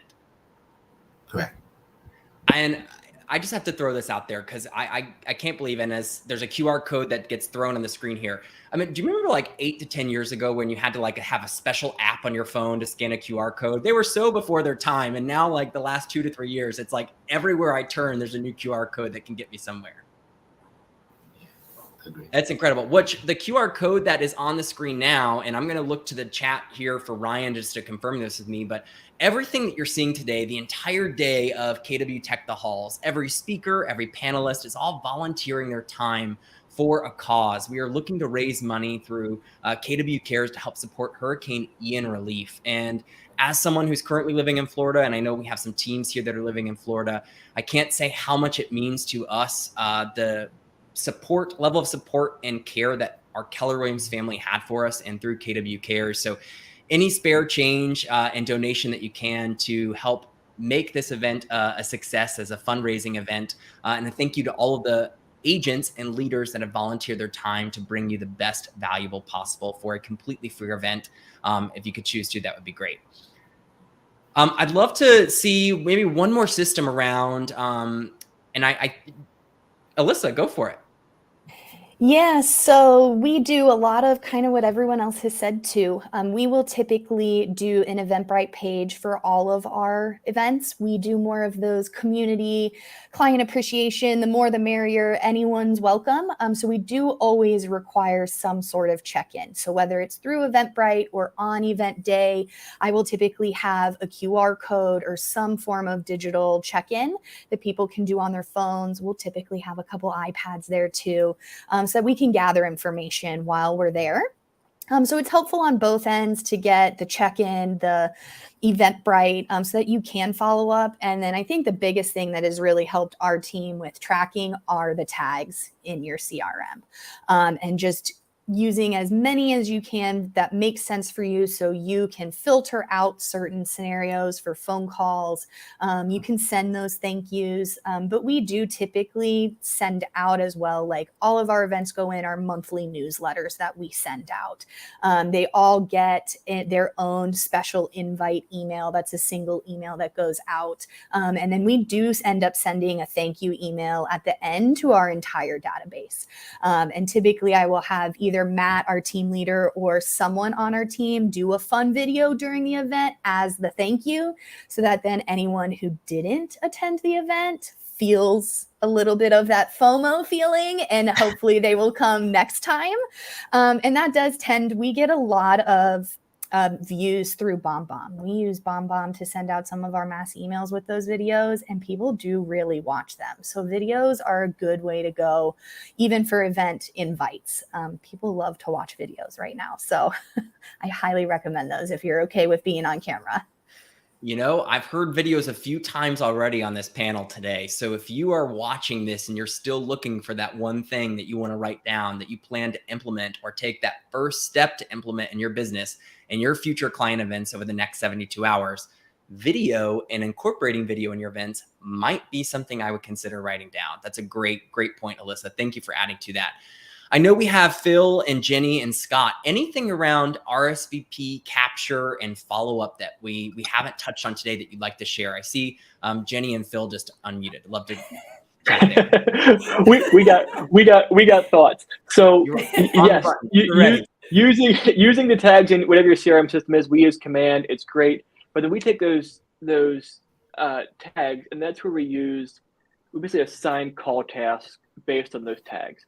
And so that's when we use the assigned calls to go into a team call day, team call session, and we can then simply track who's actually calling, who's actually getting reached, how many people are we connecting with before, during, and after the event. One of the fun side things that we kind of stumbled into with our events is on teams that have admin staff, right? We're not out there every day lead generating. These events are a great way that we can still work our sphere, work our connections. It's easy for us to say, hey, my great team is doing this great event. And then we can keep working some referrals and some connections through those invites. And that also means at the call sessions, we're calling our people. We have people to go after with that. That's and another thing that we kind of implemented, to jump in there. At our events, we've recently started having name tags at our VIP events specifically, name tags that are color coded to our agents or the people on our team, so that it is easy for, say, Phil to walk around and say, oh, that's Jenny's client, and to have a natural conversation. And that also helps us to see, oh, a person with a purple name tag hasn't been connected with yet. Let's get someone there to connect with them, and then let's get them back in the database. And then, and it kind of snowballs from there. So it'll lead gen during our events and be more intentional with our clients. I just want to put a double click on what you just said. You have color-coded name tags, so that way everyone in your team knows, based on the color of the name tag that they're wearing, can help identify a unique quality about that contact as they're attending. Mm-hmm. And that's specifically for your VIP events, which are your special clients and customers in your sphere that you're collecting this for. And I said that, but then I thought after I spoke, as I often do, and we actually did that for our ice cream social, which is a database-wide event as well. So, it's all events, except for the holiday photos. No one wants like a big name tag in the middle of their Christmas dress. I love that. That is another one I double click and consider writing down, color-coded name tags, to not only just help people feel connected, because you can put a name with a face as you're introducing yourself and saying, but everyone in the team can help incorporate and be that social butterfly and connector throughout the event. I love that. Scott K, I'm wondering, what if we missed here around the inner workings of inviting, controlling the RSVP list, and follow-up? Do you have anything that you'd like to add here? I mean, that was very extensive. I think what we like to do is we have an events page on our website. So we're drawing people in, the QR code that goes straight to our website. And then when we do we use the app Reach, or I like the app Reach, where I can text the link with some emojis and just fun stuff. And I can create the text one time and then send it to 300 people. And it goes right to their cell phone directly from my number in their text thread. So it's not a separate number. It's a one-on-one text, and then you can have really good conversations. So I like doing something like that. And I typically will call them, and then I'll tell them I'll send you the info via text. And then we also email them too, but it's the same link for everything. Same link for everything. So you have one centralized location on your website. So everyone that's been to an event knows that's where I can go, but you're also able to call and reference that link. You're able to send that one-to-one. So that's a more human connection style text message to drive them there, helping to increase the overall traffic to your event. Did I capture that correctly? Exactly. Yep. Brilliant. It's brilliant.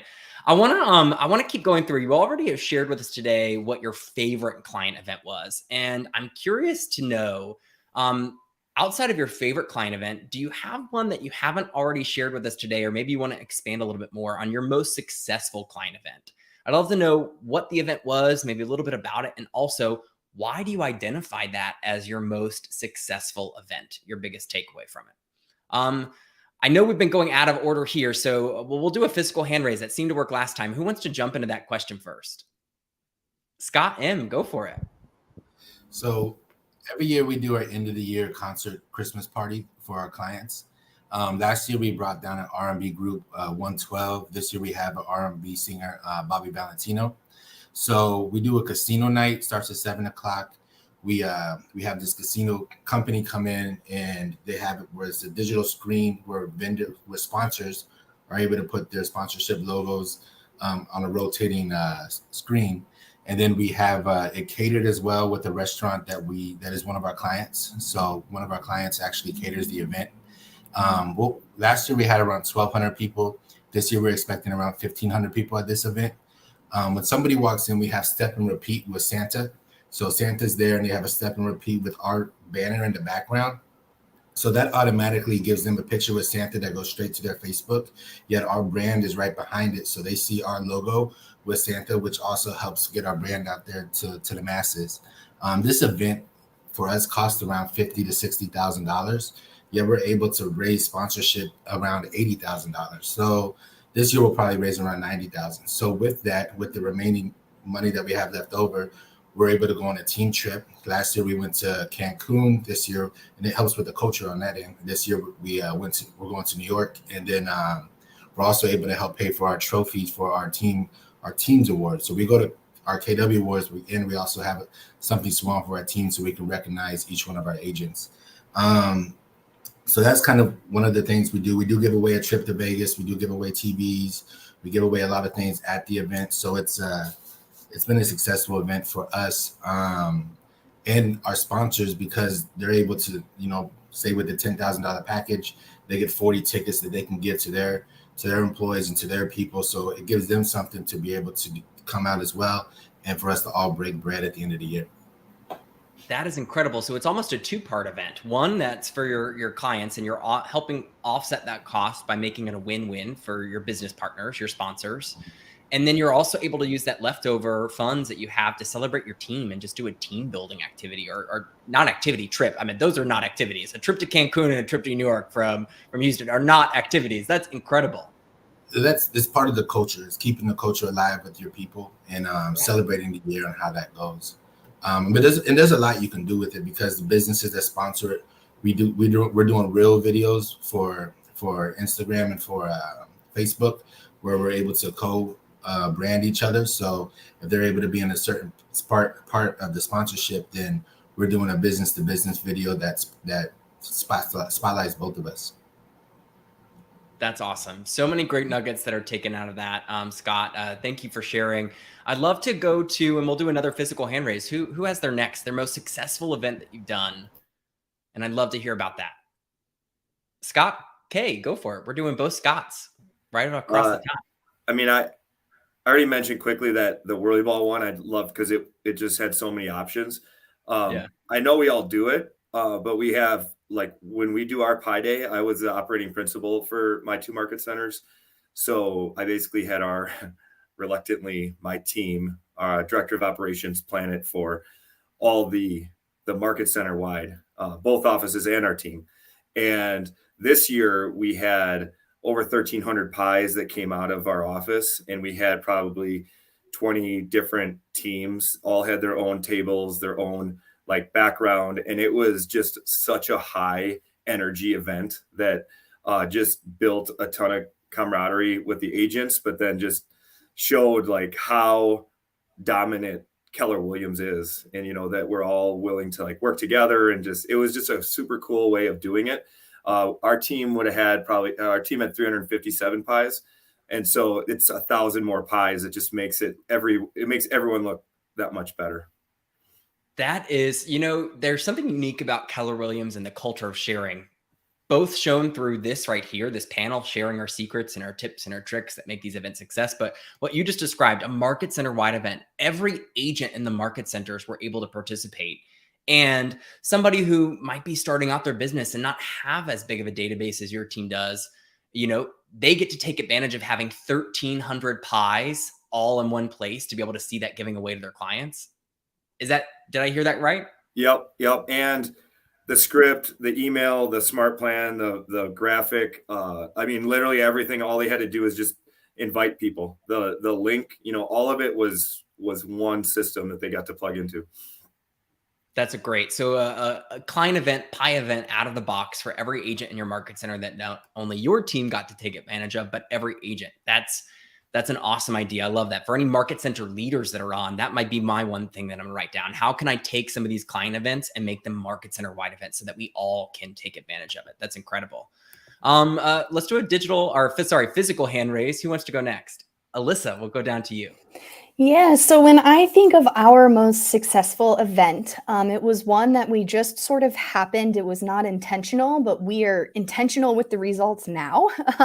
So we had done our first year a New Year's Eve event for families again, for New Year's. And so it was at noon instead of at midnight. And we did a little balloon drop for the kids. But we actually partnered with, again, one of our clients who owned a coffee shop. It was in a really great location in the city. So we were able to work with that location, which really helped. We got a lot of people just walking by on that day that wanted to stop by, see all the fun stuff. What are all the balloons and music for? But it was also a client appreciation. So I think those two things were actually what we kind of stumbled upon that can make or break your event, essentially, is I think location can be really important for you, especially if you are trying to make it somewhat lead generating to bring in some cold leads that you might not know. Location can be a big part of it. And then also partnering with someone so it's not just you blasting it out to the people you know, it's that coffee shop blasting it out on their social media and their email accounts that they are also hosting this event. So it was kind of something that happened to us at that time. We weren't intentional about it, but we are intentional with it now. But I do need to get with Scott M on how to raise 80K. That's a whole nother level. Oh, I'm right there with you for that. I love that you stumbled across this. And what I heard was if you choose the right location, you can either partner with that location or just leverage your own physical presence as an event to help bring in people that maybe weren't invited, maybe weren't associated with the team. So you're actually growing your data bank with what starts off as a cold relationship, a cold lead, and you're able to engage in conversation right away, all by just hosting the event for your customers and past customers for appreciation. Yep, we did. We had so many people just stop by and be like, what's going on here? There's so many people in this little alleyway. We're like, come on in, have a mimosa. You mentioned the fear of missing out, FOMO, earlier. You're creating FOMO in real life by just hosting your event in the right location. I love it, Alyssa. Thanks for sharing. So we've got Phil and Jenny with the Caruso Group. Do you guys want to go next? And then we'll hop over to Jen. Yes, yeah, actually, hi, Jenny. We're probably going to talk about the same thing, Phil.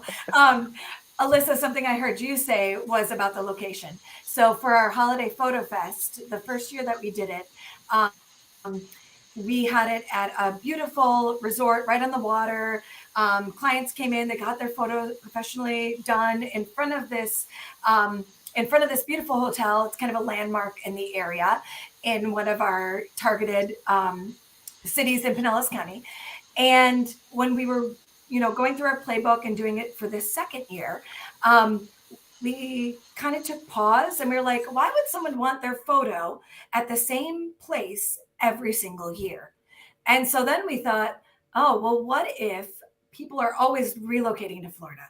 And when you relocate, there are areas you want to see, but you don't actually get the opportunity to go there, or you don't have a reason, or whatever the reason is. So this year we did it at the Innisbrook Resort, which hosts the Valspar Golf Tournament, PGA, and we had such a buzz. Clients had never been to that Fenway Hotel, and then with Innisbrook, they'd never been there, so they were excited to come get their photos. We had a bunch of clients from last year come this year, and now the event has kind of transformed into kind of a marriage between relocation and our regular client appreciation event.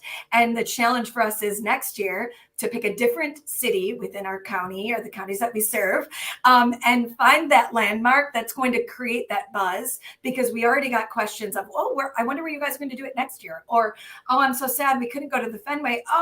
And it's just generating that energy and riding that wave. And that was something we just stumbled upon.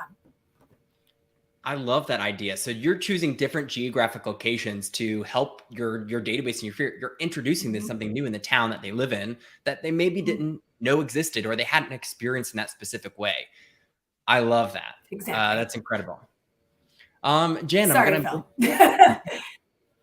Jen, I'm going to bring that same question to you. So, I love the place. I'm going to do that also. But another location idea that no one's talked about yet really is virtual. So during the pandemic, then I did have to do a few virtual events. So for Halloween, what I did is I just bought like 100 pumpkins, filled up the back of my car, and got the carving kits and dropped them off to all of my clients with information about doing a pumpkin carving contest.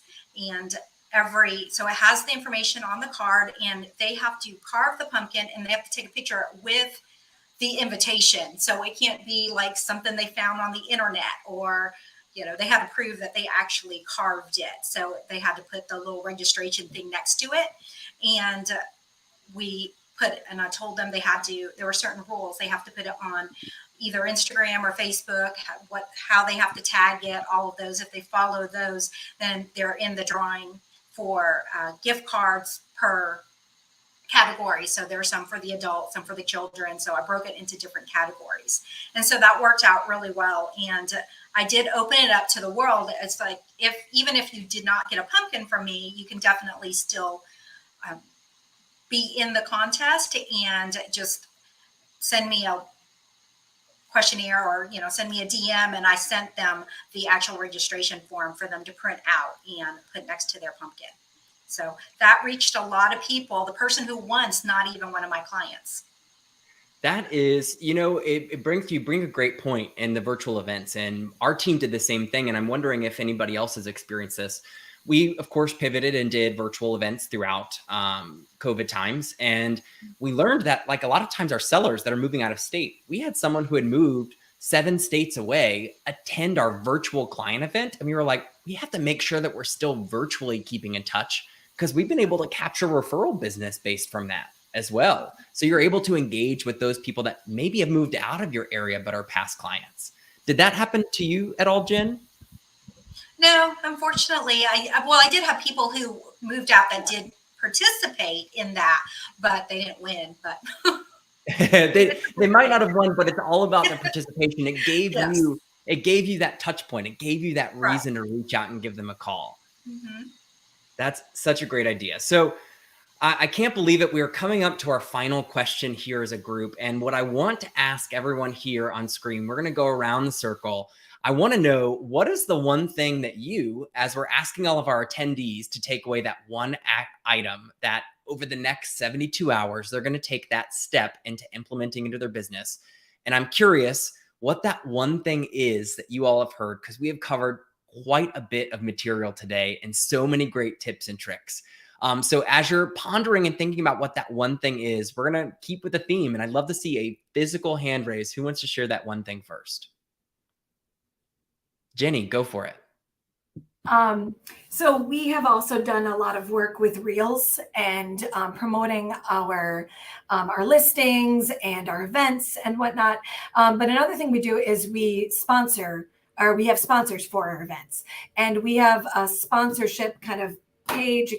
They can give so many dollars and they get so many things, and we're always evaluating that, like, is it enough? Is it not enough? What can we do? And something I heard, I believe it was Scott say, was doing a business to business reel, where we're kind of co-marketing and co-highlighting each other. So not only is it another touch on social media for our sponsors, but for us. And I think that's just brilliant. And we can start that on our next event. I love it. Jenny, thank you for that. Great little nugget there. Let's do physical hand raise. Who wants to go next and share? Alyssa, down to you. Yeah, so kind of piggybacking off of what we've been talking about with location, Jenny talking about kind of changing up their photo location. We actually, unfortunately, our client who did the New Year's Eve event with us ended up selling his coffee shop. So it's not as much of a great location for us anymore. But kind of just talking here and thinking about a lot of the different ideas. We do incorporate photography a lot. So maybe we make that more of a focus of the event, and the location becomes more of a fun part of it and not one of the main parts of the event, that we have to have it at a great location, but somewhere fun and different for people. I've never really thought about moving our events around, but Santa photos at different locations could be really fun year over year. Santa is on the move again. I love that. Great takeaway, Alyssa. Who wants to go next? Scott M., go for it.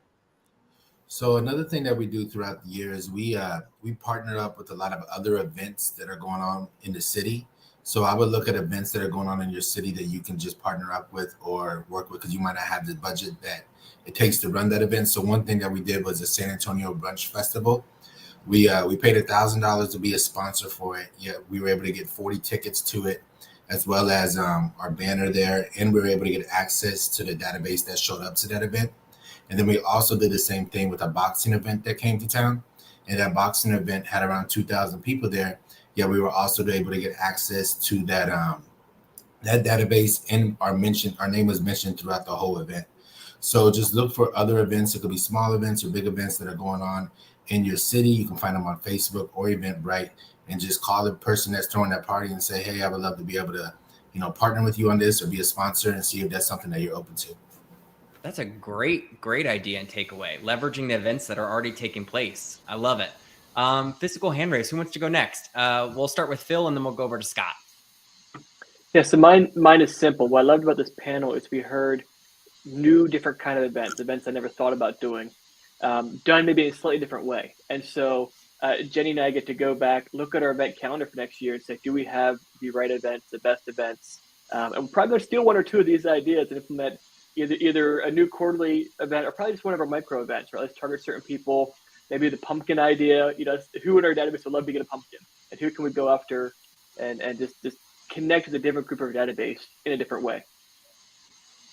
I love it. Awesome. Thank you for that, Phil. I just was thinking to myself, there's so many great ideas, and I don't know what that stench is. It's fantastic because it's all of these amazing ideas, and I can feel the MREAs, the Millionaire Real Estate Agents out there as we are sharing these ideas. So thank you for sharing and continuing to share. Scott K., we're going to bring it over to you next.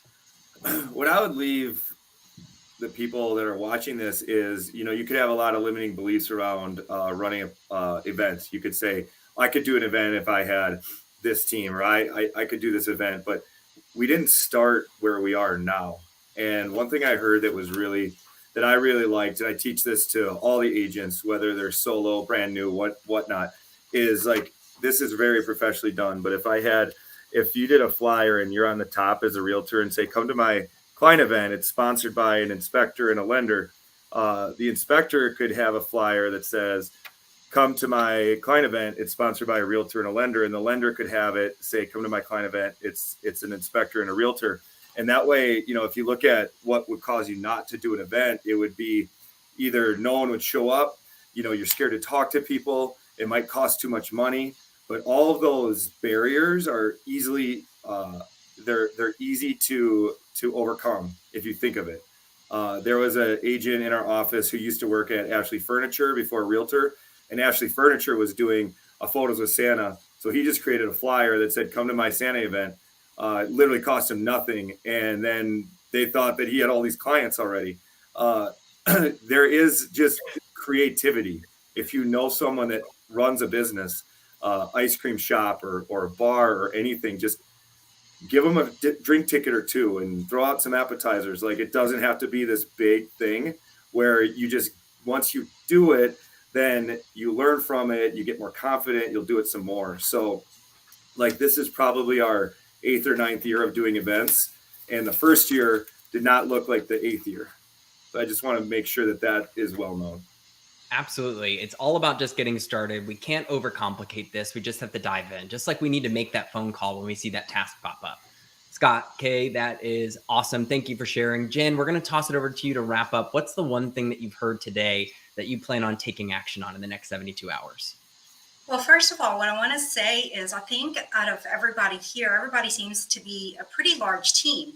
I'm hearing their teams and these huge budgets. And so I want to let people know that if you're not a huge team, you can still do it. I'm an individual agent and I don't have a team at all. I don't even have a buyer's agent. I have one VA. And so I've been doing all of these events for 5 to 6 years. It's just about doing it. And luckily I have a really great support system with my family and they help me out. And then I have all of the great sponsors and friends that will also come and help me out. So those are things that you can tap into. So don't be afraid to do it. If you're not a big team, don't say, well, they're teams and that's why they do it. You can definitely do it on your own. But the one thing that I am taking away is I just recently got a new website. And I have not put an events page on my website. And when Scott was talking about that, I was like, oh, why haven't I done that again? So I'm going to go in and put an events page out there, put all of our previous events out there so people can go out and look at those because I have videos from all of those events so that if anyone goes out there, they can see what we've done. And then also what Phil was saying about looking at our calendar for next year, go ahead and putting out any events we have for next year out there to say coming soon so that they can see what's coming up also, and they can get excited about that. I love it. So a single events page that you have there, and it's incredible. And I thank you so much for mentioning that. Whether you're a large team, a solo agent, it can be done. And you are a great proof of that. So thank you for reminding us here as we're going through solo agent plus a VA, and you've been doing events for the past 6 years, you said? 6 or more. I'm sure that it's been longer than that, but it's incredible. Thank you so much for sharing. And thank you to all of our panelists for sharing here today. This completes our panel for holiday client events and holiday events at KW Tech the Halls 2022. Thank you all for being the best part of Keller Williams and making this the best company to be affiliated with. Because without you, this type of value would not be brought to all of our agents that are here tuning in, agents and leaders. Ryan, thank you for being the producer behind the scenes and making this come together. Yeah, I'm the one who's been annoying everybody with the tickers, but I want you guys to understand how much we appreciate that and how much we value it. It didn't really affect us in the Tampa Bay region so much, but just below us, people were devastated. They had water up in the second level of their house. They were stranded on top of their counters waiting for the water to recede. So these people need your help because some of their kids, they're not going to have the greatest Christmas this year. So you guys give them money can really, really help them. Not only that, but we're trying to help these agents because there's so much stress on them right now. The region's trying to go ahead and take care of covering their license fees and getting them into bold so we can launch them forward instead of having them fall back. So if you guys want to make those donations by going to our relief page on KW Tech the Halls, that'd be much appreciated. We had a goal set of 25,000 because last year they hit, I believe it was 15,000 or something like that. So we thought we could hit 25 this year, and we're not even close to it. So we could use everybody's help. And we're going to be jumping also next into the main session for our wrap-up session, because this is the last one of the day. So we're going to go wrap it up, and we're going to give some gifts away. We have tickets to family reunion to give away. We've got a camera. A camera that's a 360 camera to give away. We've got a Stream Deck. If you don't know what that is, it's a nice little thing that sits on your counter right there, and you can push buttons, and it makes things happen magically. It's amazing. So go there, and we've got some gift cards to give away, and I will thank you. We're going to play some promo videos here because we couldn't put this event on without the sponsorship of some of these people. So we're going to let those play, and then we'll see you over in the other hall. Awesome, Ryan. You guys are amazing. Thank you for sharing. You guys really are. Thanks, everyone. Thank you.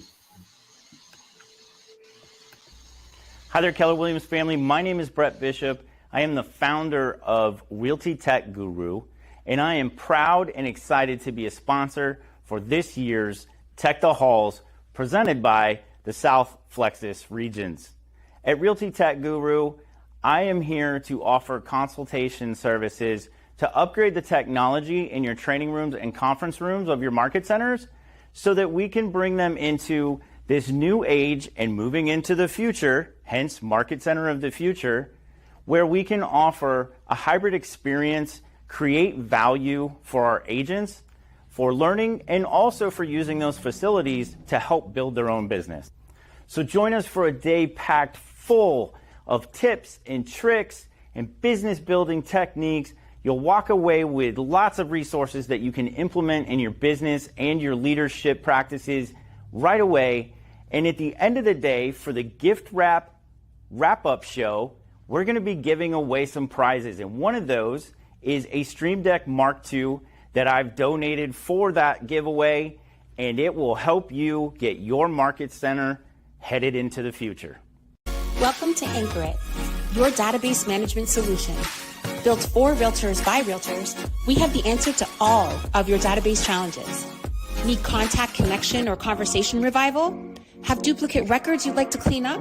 What about that 36-touch creation and implementation you've been talking about? Anchoring you to your business has never been easier. Scan the QR code and get on board. I started working with Keller Mortgage December of 2019. I had just gotten off of a buyer consultation and I had heard raving reviews, so I thought, why not try them out? I clicked on the link on the Keller Mortgage app, and from that moment, my world was changed. One of the key components is the fact that you're not only saving time, but you're also saving money. We're in the process every step of the way. They're giving instant updates, so we know when the appraisal's ordered. We know when they have loan approval. And that's really important in our business, just knowing where the clients are at and having that instant communication. I had an investor client that I had met, and he told me, Kate, listen, you obviously think highly of Keller Mortgage, and I can promise you I've interviewed every single lender and there's no one that can compete with my lender. I said, what do you have to lose? The next day he called and said that he is going with Keller Mortgage. He was already having a great experience with communication, and we've now closed over 5 homes with that same client. In total, I've closed 81 families with Keller Mortgage. Even if I have a client that's buying in Iowa, we can refer them, and we're even in every step of the process with our referring agents. And that is really important, just that consistent communication and knowing where they are in the process. I set expectations, my lender knows what those expectations are, and I'm confident that every transaction will close on time, they will have the communication updates, and that they will have a great experience.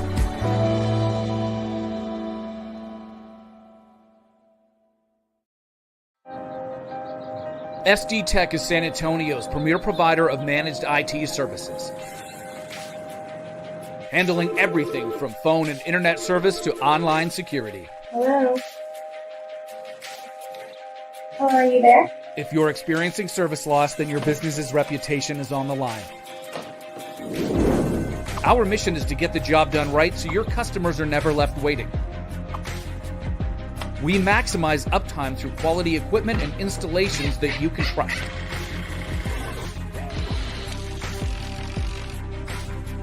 SD Tech offers premium services in managed IT, cloud hosting, virtualization, data storage, and backup.